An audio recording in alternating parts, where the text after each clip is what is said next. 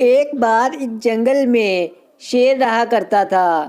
وہ سارے جانوروں کا بہت زیادہ خیال رکھتا اور جنگل کے سارے جانور اس سے بہت پیار کرتے تھے۔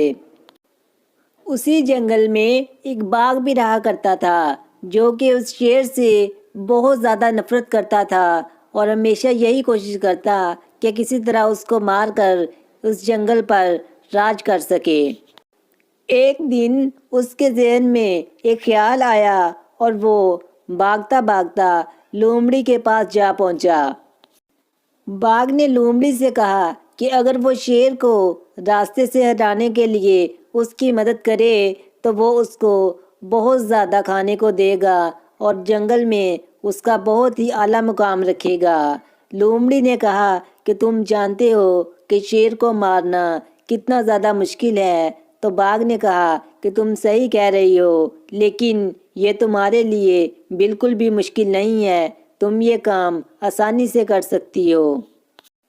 لومڑی نے باغ کی مدد کرنے کا فیصلہ کر لیا اور وہ اسی رات جب شیر سو رہا تھا تو اس کے کھانے میں زہر ملا کر وہاں سے چپکے سے بھاگ آئی۔ لومڑی نے اپنا کام کر دیا تھا۔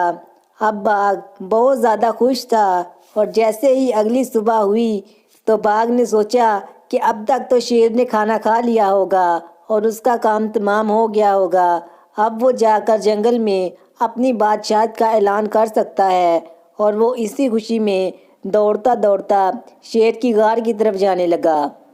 تھوڑی ہی دیر میں باغ شیر کی غار میں پہنچ گیا اور اس نے دیکھا کہ شیر تو ابھی زندہ ہے اور لومڑی ایک سائڈ پر مری پڑی ہے۔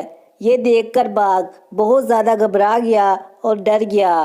تو شیر نے بتایا کہ اسے ان کی سازش کا پہلے سے ہی پتہ چل گیا تھا، اس لیے اس نے کھانا نہیں کھایا۔ شیر نے یہ سب بتانے کے بعد تھوڑی ہی دیر میں باغ پر حملہ کر دیا اور وہ ایک ہی حملے سے باغ مر گیا اور شیر اسے تھوڑی ہی دیر میں کھا گیا۔